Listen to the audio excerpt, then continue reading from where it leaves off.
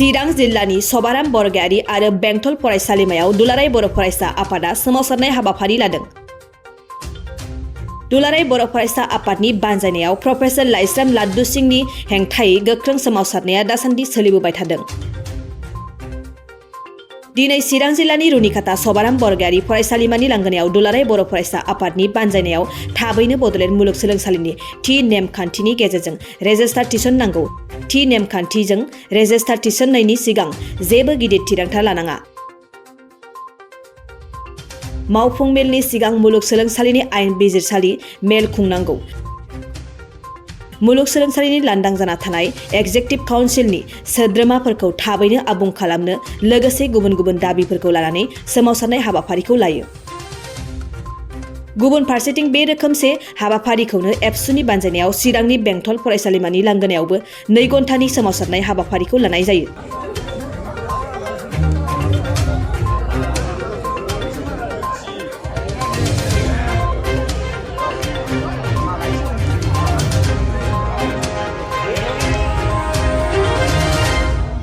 बाक्सा जिल्ला आरो क'क्राझार जिल्लायाव जानानै थांखांबाय आरो दिनै चिरां जिल्लायाव मोन 9 गासै कलेजफ्राव बेबायदि धरना हाबाफारिखौ लानाय जादों आरो बेहाय जोङो दिनै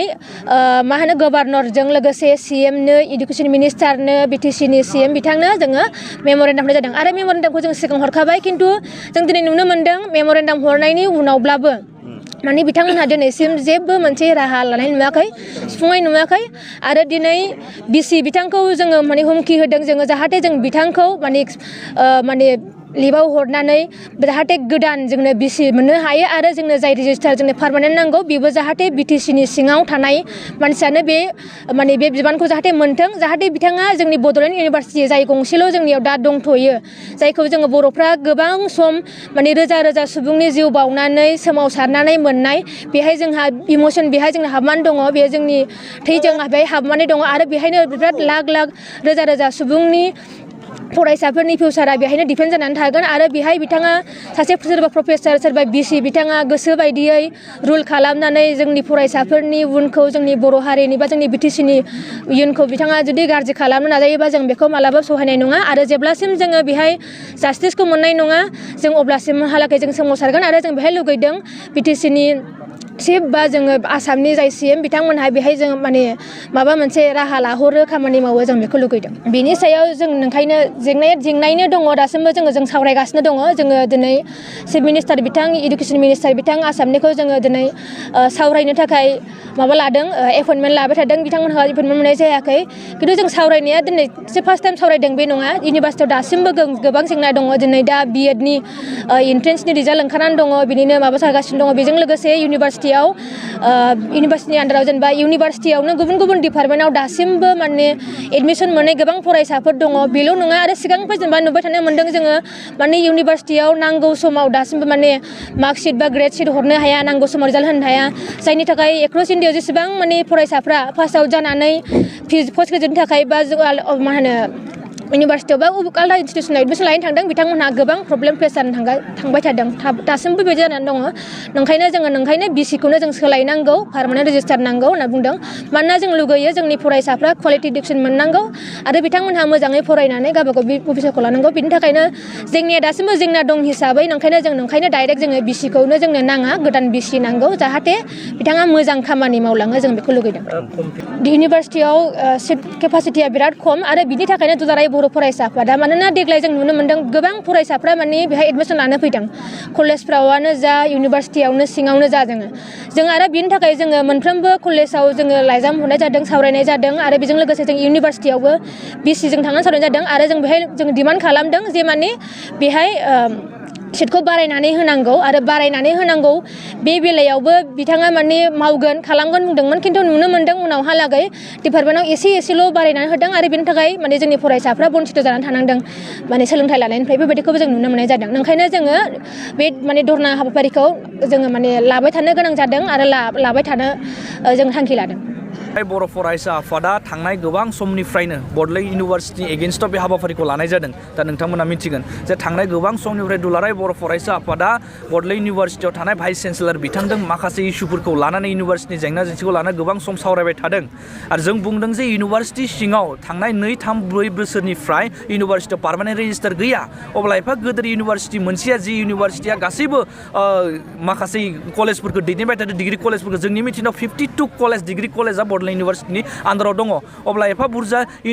कलेजखौ दैदेनबाय थानाय इउनिभार्सिटिया पार्मानेन्ट रेजिस्टार गैयालासिनो बोरै सोलिबाय थाखो जोंनि सोंथिया बियो। थ' बेखाय जों डिमान्ड होदों, जों मेम'रेन्डाम होदोंमोन जे इउनिभार्सिटियाव पार्मानेन्ट रेजिस्टार जानो नांगौ होननानै। आरो बिनि उनाव जों बुंदों जे जिखिनि इन्टारभिउ जानो नागिरदों थांनाय बाराव माखासे डिपार्टमेन्टआव इन्टारभिउ जादोंमोन, माखासे डिपार्टमेन्टआव प्रफेसार लेक्सारारफोरनि गोनांथि जादों, बेखाय इन्टारभिउ लानो नागिरदोंमोन। जों भाइस चेन्सेलर बिथांखौ मेम'रेन्डाम होदों आरो फोरमायदों आरो बिथांखौ जों डिमान्ड होदोंमोन जे नोंथांमोना इन्टारभिउखौ लानो मोना, मानोना इउनिभार्सिटियाव पार्मानेन्ट रेजिस्टार गैया। आरो बिथाङा बुंबाय जे दायो जुदि समावनो जुदि इन्टारभिउखौ लायाबा फैबाय थानाय समाव गोबां जेंना जेंसिनि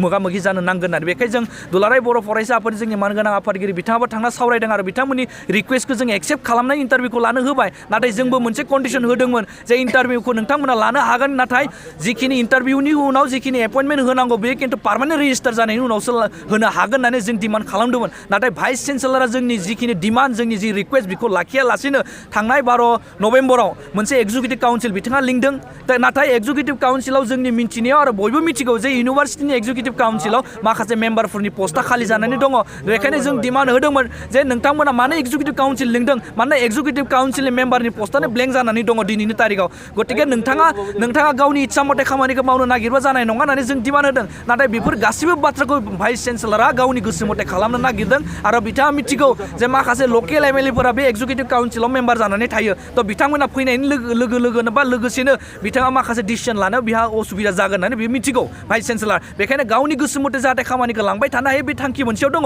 बेखाय खिन्थु जों दुलाराय बर' फरायसा आफादाबो डिमान्ड होदों जे नोंथाङा जि सिमां लादों, जि सानदों, जों बेखौ जानो होफुंनो हानाय नङा। मानोना इउनिभार्सिटिया जोंनि इउनिभार्सिटि, जोंनि जायगानि इउनिभार्सिटि। आरो जों बुंदों जे जोंनि गेजेराव दिनैनि तारिखाव भाइस चेन्सेलर जानो हानाय मानसिफोरा खम जानो हागौ, नाथाय रेजिस्टार जानो हानाय गुनि गियानि बा क्वालिफाइ मानसि जोंनि गेजेराव गोबां ओंखारबाय दिनैनि तारिखाव। बेखायनो लकेल सेन्टिमेन्ट, लकेल जातीय सेन्टिमेन्टफोरखौ बुजिनो हानाय बा जोंनि लकेल इस्युफोरखौ बुजिनो हानाय, जोंनि फरायसाफोरनि इस्युफोरखौ बुजिनो हानाय सासे रेजिस्टारखौ एपइन्ट होनांगौ होननानै जों खावलायबाय थादों। नाथाय बेफोर मोजां खामानिफोरखौ मावनो थाखाय भाइस चेन्सेलर गोसो गैया। आरो इउनिभार्सिटियाव दिनैनि तारिखाव जिखिनि डिपार्टमेन्ट दङ बे सिगाङावनो जाखानाय डिपार्टमेन्ट। दिनैनि तारिखाव भाइस चेन्सेलरा 3 बोसोर जाबाय। थांनाय 2019 5 मार्चआव बिथाङा फैदोंमोन आरो जों जेब्ला इउनिभार्सिटियाव थादों जोंनो बरायनो मोन्दों बिथांखौ। नाथाय दिनैसिम मोनसेबो गोदान डिपार्टमेन्ट इउनिभार्सिटियाव गैया। आरो बेंटल कलेजाबो बड'लेण्ड इउनिभार्सिटिनि आन्दाराव, नाथाय बेंटल कलेजनि फरायसाफोरा मिथिगौ मा मोनसे जेंना जेंसियाव बिथांमोना गोलैबाय थादों बा मोगा मोगि जानांगौ जादों। थांनाय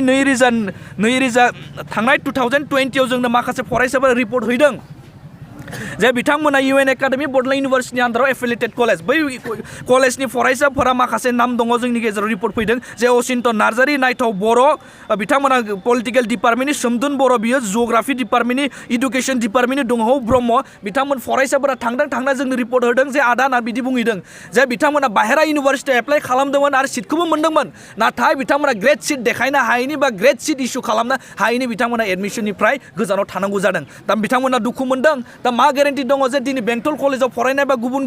बड'लेण्ड इउनिभार्सिटिनि आन्दाराव एफिलिएटेड जानाय जिखिनि डिग्री कलेज दङ बै डिग्री कलेजनि फरायसाफोरानो जे बड'लेण्ड इउनिभार्सिटियाव फरायगोन बा गुवाहाटियाव फरायगोन बा आसामाव थानाय इउनिभार्सिटियाव फरायगोन, बिथांमोना आसामनि बाहेरायाव थानाय इउनिभार्सिटियाव फरायनो गोसो जानोबो हागौ बा इन्टारेस्ट दङ। नाथाय बाहेरा इउनिभार्सिटियाव फरायनो थाखाय जिखिनि भेलुनि ग्रेड सिट नांगौ, जिखिनि इम्परटेन्सनि जोंनो मार्कशिट नांगौ, बैखिनि इम्परटेन्स गोनां बा बेनिफिट गोनां मार्कशिट बा ग्रेड सिटखौ इउनिभार्सिटिया इस्यु खालामनो हाया। जुदि इस्यु खालामनो हायाबा जों दिनैनि तारिखाव बिथांमोननि एगेन्स्टआव जों गसंथिनांगौ जादों आरो बेखायनो माखासे हाबाफारिफोरखौ लानाय जादों। आरो थांनाय 15 तारिखाव जों उदालगुरियाव बे हाबाफारिखौ लादों, मानोना भाइस चेन्सेलर जोंनि बाथ्राखौ मानिनो गोसो गैया, जोंनि बाथ्राखौ मानिनो गोसो गैया। आरो जों बाहेरा रिपर्टनिफ्राय मिथिदों जे भाइस चेन्सेलरा गुवाहाटि हाइकर्टआव सासे लयार दङ आरो बै लयारा इन्टारनेलि भाइस चेन्सेलर माखासे एडभाइसफोरखौ हरबाय थानाय जों खोनादों। तो बेखायनो बिथांमोना माखासे थासारिखौ लानानै बेबायदि पलिसि खालामदों जाहाथे जोंनि मुंख्लंफोरनि बिनिमयाव जानाय इउनिभारसिटिखौ बिथांमोना धंस खालामनो नागिरदों जि खामानिखौ बा जि टारगेटखौ जों मालाबा सह्य खालामनो हानाय नङा आरो बेखायनो जों दिनै फरायसाफोरखौ लानानै बे हाबाफारिखौ लानाय जादों आरो बिदिनो जिल्ला आफादफोरखौ इन्सट्राक्सन हरनाय जादों आरो जिल्ला आफादा दिनै बेंटल कलेजाव बे हाबाफारिखौ लादों बेंटल कलेज इउनिट एबसु आरो दालाय एबसुफोरखौ लानानै बा आनसलिक एबसुफोरखौ लानानै बे हाबाफारिखौ मावदों बा लादों आरो फैबाय थानाय समाव जुदि भाइस चेन्सेलरानो जा बा गभर्नमेन्टआनो जा बा इउनिभार्सिटि अथरिटियानो जा जाहाथे जोंनि डिमान्डफोरखौ जोंनि मेम'रेन्डाम होनायनि जिखिनि पइन्ट्सफोर दङ बेखौ जुदि सलुसन खालामनो गोसो गैयाब्ला जों इउनिभार्सिटियाव गासैबो फरायसाफोरखौ लानानै बे स्ट्राइकखौ गोबां समनि थाखाय खालामनो थाखाय जों रेडि जानानै दङ आरो बेखौ जों खालामथारनांगोन थेंक इउ सार मोनसे खोथा बुंनांगौआथ' एसे गोजानाव जाबाय बेखायनो जों माखासे बाथ्रा बुंबाय थाबाबो जानाय नङा बेखायनो जों बिटिआर गभर्नमेन्टनोबो आसाम गभर्नमेन्टनोबो मेम'रेन्डाम लिरदों थांनाय 12 तारिखआव जि मोनसे स्ट्राइक जादों आरो बिनि सिगाङाव जि मोनसे सावरायबाय थानाय जादों इन्टारनेलि बा फर्मेलि बै सावरायबाय थानायाव जों मेम'रेन्डाम होदों गभर्नमेन्टनो जोंनि लकेल गभर्नमेन्टनोबो होदों आरो आसाम गभर्नमेन्टनोबो होदों आरो दिनै जि बेंटल कलेजाव बे हाबाफारिखौ लादों आरो चिरां जिल्लानि दाब दाब कलेजाव बे हाबाफारिखौ लादों बै कलेज इउनिट आनसलिक इउनिट बा कलेजनि जिएस आरो कलेजनि इउनिट एबसुनि प्रेसिडेन्ट सेक्रेटारिनि सिगनेचार लानानै दिनैनि बे हाबाफारिनि गेजेरजों बिथांमोननो मेम'रेन्डाम हरनाय जागोन